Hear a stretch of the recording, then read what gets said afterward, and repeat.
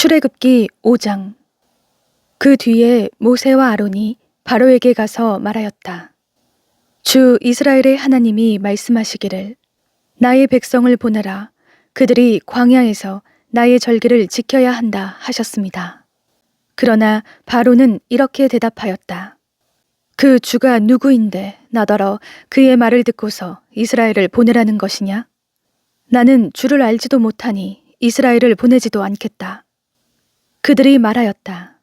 히브리 사람의 하나님이 우리에게 나타나셨습니다. 우리가 광야로 사흘길을 가서 주 우리의 하나님께 제사를 드릴 수 있게 허락하여 주십시오. 그렇게 하지 않으면 주님께서 무서운 질병이나 칼로 우리를 치실 것입니다. 이집트 왕은 그들에게 이렇게 대답하였다. 모세와 아론은 들어라. 너희는 어찌하여 백성이 일을 하지 못하게 하느냐? 어서 물러가서 너희가 할 일이나 하여라. 바로가 말을 이었다. 그들이 이집트 땅의 백성보다도 더 불어났다. 그런데도 너희는 그들이 하는 일을 중단시키려 드는구나.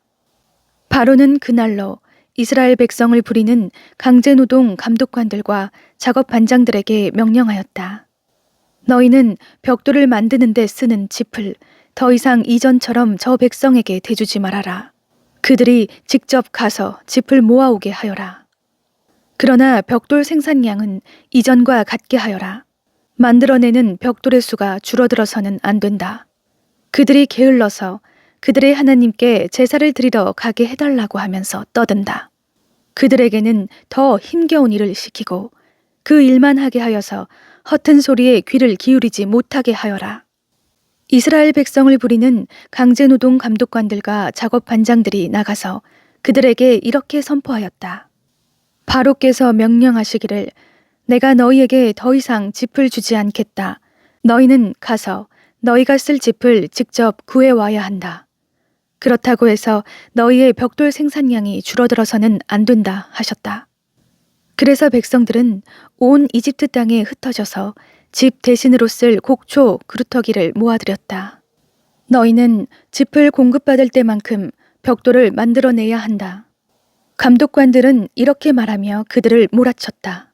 바로의 강제노동 감독관들은 자기들이 뽑아서 세운 이스라엘 자손의 작업반장들을 때리면서 너희는 어찌하여 어제도 오늘도 벽돌 만드는 작업에서 너희가 맡은 일을 전처럼 다 하지 못하느냐 하고 다그쳤다. 이스라엘 자손의 작업 반장들이 바로에게 가서 호소하였다. 어찌하여 저희 종들에게 이렇게 하십니까? 저희 종들은 집도 공급받지 못한 채로 벽돌을 만들라고 강요받고 있습니다. 보십시오. 저희 종들이 이처럼 매를 맞았습니다. 잘못은 틀림없이 임금님의 백성에게 있습니다. 그러자 바로가 대답하였다. 이 게을러 터진 놈들아. 너희가 일하기가 싫으니까 주께 제사를 드리러 가게 해달라고 떠드는 것이 아니냐. 썩 물러가서 일이나 하여라. 너희에게 짚을 대주지 않겠다. 그러나 너희는 벽돌을 맡은 수량대로 어김없이 만들어내야 한다.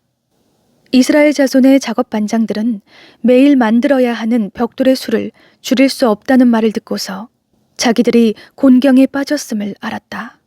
그들은 바로 앞에서 나오다가 자기들을 만나려고 서 있는 모세와 아론과 마주쳤다. 그들은 이렇게 말하였다.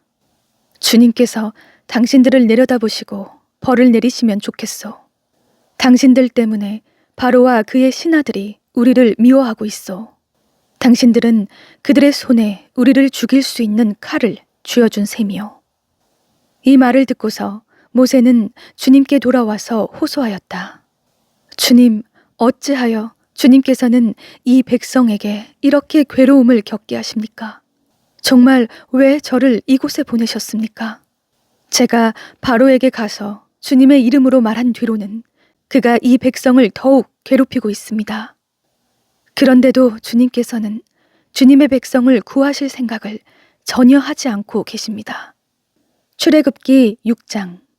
주님께서 모세에게 말씀하셨다. 이제 너는 내가 바로에게 하는 일을 보게 될 것이다. 틀림없이 그는 강한 손에 밀려서 그들을 내보내게 될 것이다. 강한 손에 밀려서야 그들을 이 땅에서 내쫓다시피 할 것이다. 하나님이 모세에게 이렇게 말씀하셨다. 나는 주다. 나는 아브라함과 이삭과 야곱에게 전능한 하나님으로는 나타났으나 그들에게 나의 이름을 여호와로는 알리지 않았다. 나는 또한 그들이 한동안 나그네로 몸부쳐 살던 가나안 땅을 그들에게 주기로 그들과 언약을 세웠는데 이제 나는 이집트 사람이 종으로 부리는 이스라엘 자손의 신음소리를 듣고 내가 세운 언약을 생각한다. 그러므로 너는 이스라엘 자손에게 말하여라. 나는 주다. 나는 이집트 사람들이 너희를 강제로 부리지 못하게 거기에서 너희를 이끌어내고 그 종살이에서 너희를 건지고 나의 팔을 펴서 큰 심판을 내리면서 너희를 구하여 내겠다. 그래서 너희를 나의 백성으로 삼고 나는 너희의 하나님이 될 것이다. 그러면 너희는 내가 주 곧 너희를 이집트 사람의 강제 노동에서 이끌어낸 너희의 하나님임을 알게 될 것이다. 내가 아브라함과 이삭과 야곱에게 주기로 손을 들어 맹세한 그 땅으로 너희를 데리고 가서 그 땅을 너희에게 주어 너희의 소유가 되게 하겠다. 나는 주다. 모세가 이스라엘 자손에게 이와 같이 전하였으나 그들은 무거운 노동에 지치고 기가 죽어서 모세의 말을 들으려고 하지 않았다. 주님께서 모세에게 이르셨다. 너는 이집트의 왕 바로에게 가서 이스라엘 자손을 그의 나라에서 내보내라고 하여라. 이에 모세가 주님께 아뢰었다. 이스라엘 자손도 저의 말을 듣지 않는데 어찌 바로가 저의 말을 듣겠습니까? 저는 입이 둔하여 말을 할 줄 모릅니다. 주님께서는 모세와 아론에게 이스라엘 자손을 이집트 땅에서 인도하여 내라고 명하셨는데 이 사실을 이스라엘 자손에게도 알리고 이집트 왕 바로에게도 알리라고 모세와 아론에게 명하셨다. 모세와 아론의 조상은 이러하다. 이스라엘의 맏아들 르우벤의 아들들은 한옥과 발루와 헤스론과 갈미인데 이들이 르우벤 가문이다. 시므온의 아들들은 여무엘과 야민과 오핫과 야긴과 소알과 가나안 여자가 낳은 아들 사울인데 이들이 시므온 가문이다. 레위의 아들들의 이름은 그 태어난 순서대로 게르손과 고핫과 무라리인데 레위는 137년을 살았다. 게르손의 아들들은 가문별로는 림니와 시므이이다.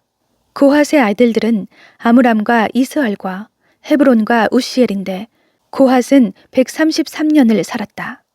무라리의 아들들은 마헐리와 무시이다. 이들이 세대별로 본 레위 가문이다. 아므람은 자기의 고모 요게벳을 아내로 맞아 아론과 모세를 낳았다. 아므람은 137년을 살았다.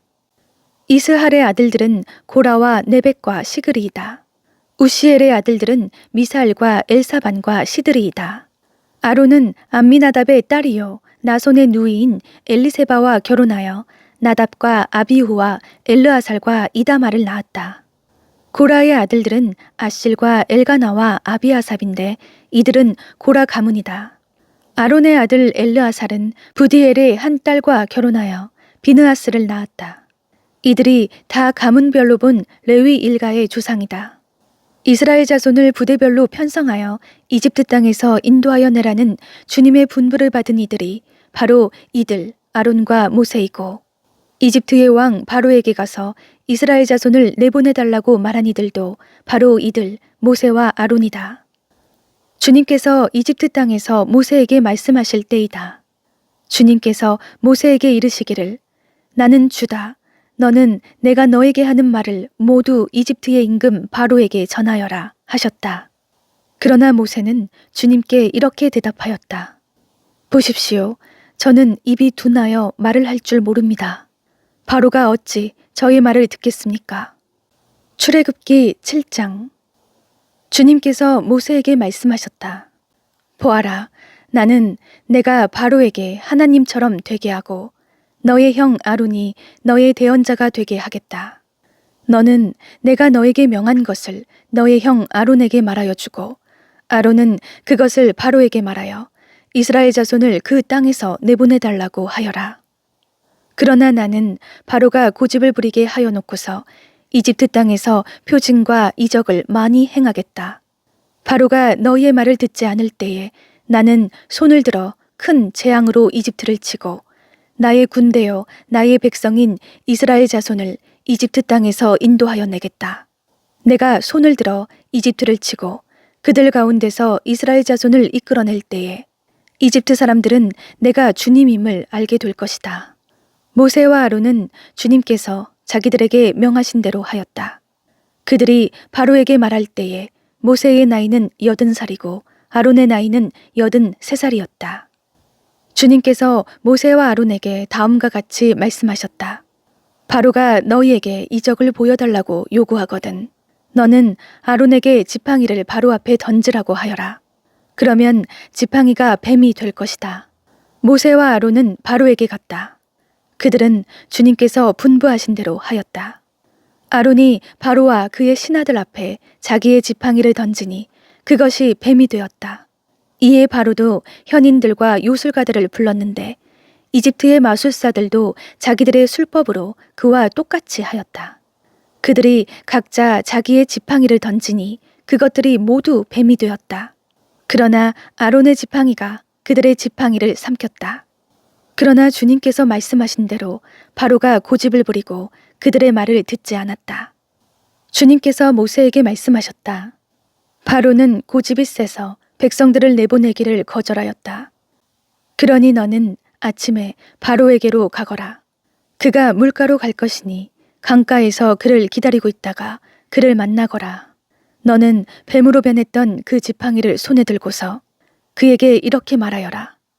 히브리 사람의 하나님이신 주님께서 나를 임금님께 보내어 이르시기를 나의 백성을 보내어 그들이 광야에서 나에게 예배하게 하라 하셨는데도 임금님은 아직까지 그 말씀을 듣지 않았습니다.